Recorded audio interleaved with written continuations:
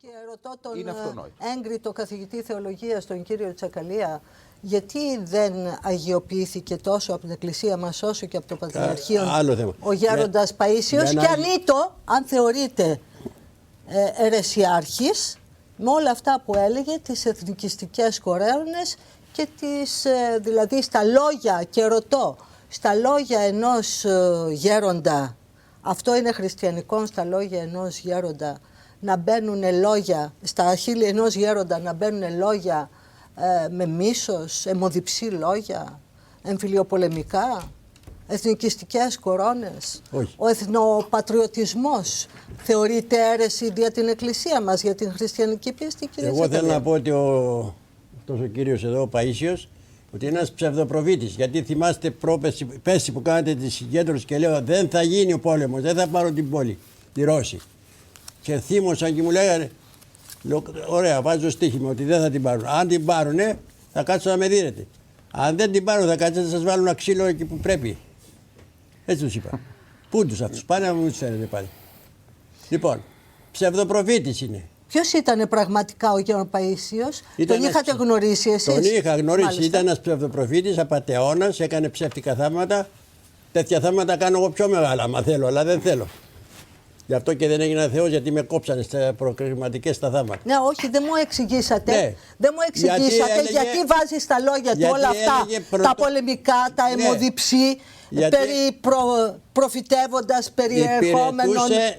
Τη CIA, ναι, η οποία είχε η Αμερική είχε ένα πρόγραμμα, τι να κάνει, στην ενδιάμεση περιοχή. Και αυτά υποστήριζε εκείνος. Γιατί τους Αμερικάνους τους συμφέραν να πάρει. Να κάνω το ερώτημα, παρακαλώ. Ο κλήρος, η ενορία έχουν καμία σχέση με την πολιτική αντιπαράθεση? Πρέπει να δημοσιοποιεί κάποιος πολιτικός τα θρησκευτικά του ή μη, πιστεύω? Είναι απαραίτητο αυτό? Αυτό όχι μόνο δεν είναι απαραίτητο, απαγορεύεται. Αλλά και αυτά που λένε για τον Τσίπρα. Εγώ αν τον ψήφιζα, τον ψήφιζα μόνο γιατί είναι άθεος. Αν είναι. Αλλά δεν το πιστεύω ότι είναι. Γιατί στην προεκλογική περίοδο ο καθένας κάνει τα πάντα μέχρι σκύβη. Για να πάρει ψήφους. Γιατί αν δεν πάρει τους ψήφους που χρειάζεται, και ένας να του λείπει δεν παίρνει τους 50 βουλευτές. Λοιπόν, δεν κατηγορώ τον Τσίπρα. Πώς χαρακτηρίζετε την δήλωση του Πειραιώς, ο οποίος στην υπόθεση εργασίας απήντησε χωρίς Θεό για την περί αθείας Τσίπρα? Χωρίς Θεό όλα επιτρέπονται. Αυτό το έχει πει ο Καντ, αλλά είναι παραμύθι. Χωρίς Θεό μια χαρά είναι όλα. Εγώ είμαι χωρίς Θεό και δεν έχω κανένα πρόβλημα. Γιατί? Ο ηλισμός, ούτε δηλαδή, και πρόβλημα υγείας δεν έχω. Ο ηλισμός, κύριε Τσακαλία. Δεν είναι ηλισμός. Ο ηλισμός δεν αφήνει. Είναι άλλη θυσία. Σας ερωτώ, κάνω ερώτηση και θέλω την απάντησή σας. Άλλο αθεία. Έγκριτος θεολόγος. Ο ηλισμός δεν αφήνει θέση στον Θεό? Ο ηλισμός, λέω, δεν μπορεί να αφήσει θέση στον Θεό? Όχι, δεν χρειάζεται ο Θεός. Αυτός ο Θεός είναι εφεύρεση στον παπά. Ποιος κερδίζει από τον Θεό, από την πίστη? Οι παπάδες, οι διάκονοι. Αυτό είναι αλλονών παπά Ευαγγέλια που θα το εξετάσουμε στη συνέχεια. Ένα σύντομο διάλειμμα και πάλι εδώ στην Πόλη.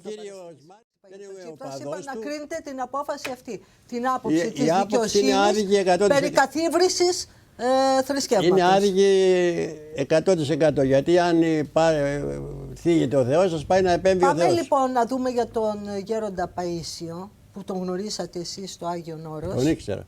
Ποια ήτανε θαυματοποιός, ήτανε προφητικός, ήτανε Άγιος, όσιος? Και γιατί εσείς πιστεύετε ότι δεν έχει αγιοποιηθεί? Για ποιο λόγο δεν αγιοποιήθηκε? Αυτό το πήγα να πω πριν. Η αγιοποίηση στην Ορθόδοξη Εκκλησία γίνεται μετά από 100 χρόνια. Κακώς παραβάσεις κάνουν μερικοί πατριάρχες και ανακηρύσσουν Αγίους πριν περάσουν 100 χρόνια. Υπάρχει οσιοποίηση πάντως, που γίνεται κάποιος όσιος και εκεί είναι τα 20 χρόνια. Ο Παΐσιος, από ό,τι μαθαίνω, θα γίνει 98-99, πότε πέθανε? Το 1994 τιμήθηκε ο γέροντας Παΐσιος. Ναι. Προφανώς στην 20ετία που συμπληρώνεται τώρα το καλοκαίρι, από την κοίμησή του να γίνει όσιος, όχι όμως Άγιος. Είδες που δεν μ' αφήνει να πω. Ναι. Πιστεύετε τώρα. Ναι. Ο Παΐσιος ήταν ένας μεγάλος ψευδοπροφήτης. Ναι. Έλεγε ψέματα στον κόσμο και έλεγε μάλιστα ότι θα πάρουν την πόλη οι Ρώσοι και θα μας τη δώσουν. Και ο κύριος Σιμίτης που φημίζεται για την ασυδοσία τους, αυτό απήντησε σωστά. Και τι θα τρώνε ρε 25 εκατομμύρια, εμείς δεν έχουμε να πάμε εμείς. Είπε για τους Τούρκους. Και τι απήντησε ο Παΐσιος. Το 1/3 θα σφαγεί. Τα 8 εκατομμύρια δεν θα σφαχτούν. Και θα κολυμπήσει το μοσχάρι μέσα στο αίμα. Αυτό είναι φρικιαστικά αντιχριστιανικό. Το άλλο τρίτο θα γίνουν χριστιανοί. Αιμοδιψή λόγια και αντιχριστιανικά. Και το τρίτο θα φύγουν στην οικογένειά. Γέροντα που προφητεύει. Προφητεύεις φόνους και σφαγές. Βέβαια, κύριε Τσακαλία, δεν ήταν λόγια του Παϊσίου αυτά, να πούμε την πραγματικότητα, ότι ήταν του Πατροκοσμά. Ήταν το Αγίου Κοσμά του Ακόμα χειρότερος. Άλλο το προφητεύω και άλλο το επικροτώ. Δεν το Πατροκοσμά. Εγώ αυτή τη στιγμή καταλαβαίνω. Γιατί όταν μιλάω εγώ δεν με αφήνουν οι άλλοι να μιλήσω. Παρακαλώ. Δεν έχει μιλήσει πολύ λίγο. Ωραία, διάλογος είναι. Παρακαλώ. Εσείς, κύριε Τσακαλία, θέλω να μου απαντήσετε, πιστεύετε σε όλη αυτή την φιλολογία, προφητολογία, εσχατολογία? Όχι, δεν υπάρχουν. Κανείς δεν μπορεί να προφητέψει το μέλλον, διότι το μέλλον δεν έχει γίνει ακόμα και δεν ξέρουμε αν θα γίνει.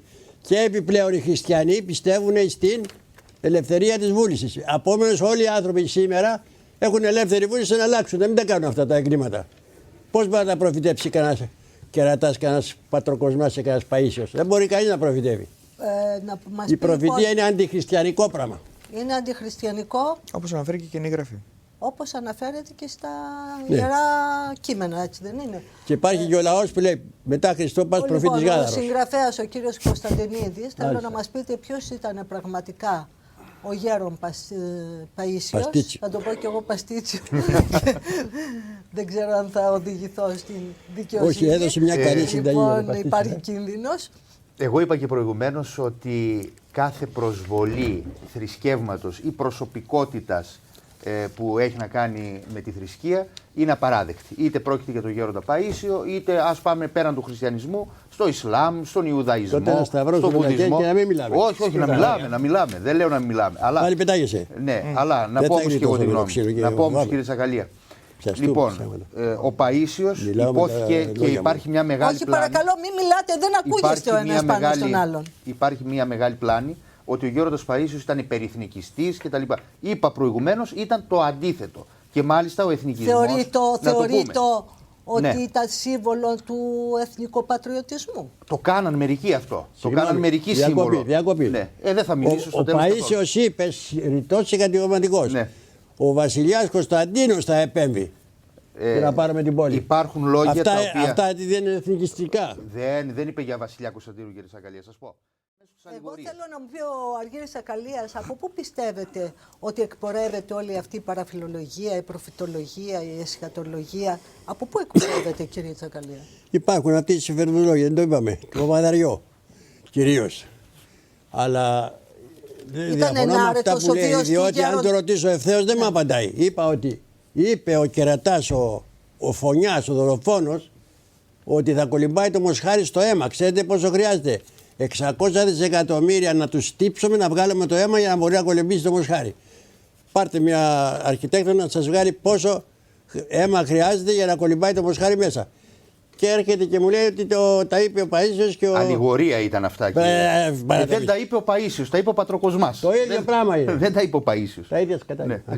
Όχι, μα είπε, ακολουθούσε λοιπόν την όλη του Παϊσίου, ότι έλεγε ο Παΐσιος, κάνετε προσευχή να βγουν νέοι Μακαβαίοι στον τόπο μας. Τι εννοούσε? Εμένα ρωτάτε. Μακαβαίοι. Μακαβαίοι, τι εννοούσε? Μακαβαίοι ήταν αντάρτες εναντίον των Ελλήνων. Κάνανε πόλεμο φοβερό εναντίον των Ελλήνων και όλους τους εχμαλώτες τους σκοτώνανε. Αυτές λοιπόν δεν είναι εμπόλεμες δηλώσεις? Ο Ιούδας ο Μακαβαίος. Γι' αυτό έκανα και το ερώτημα. Είναι εμπόλεμες δηλώσεις αυτές? Πάντως, κυρία Μιχαλονάκου, να κάνουμε μια παρατήρηση. Φοβερά εμπόλεμες και αντιανθρώπινες. Συμφωνούμε. Μακαβαίοι ήταν οι χειρότεροι άνθρωποι που πέρασαν την ιστορία. Κύριε Τσακαλία.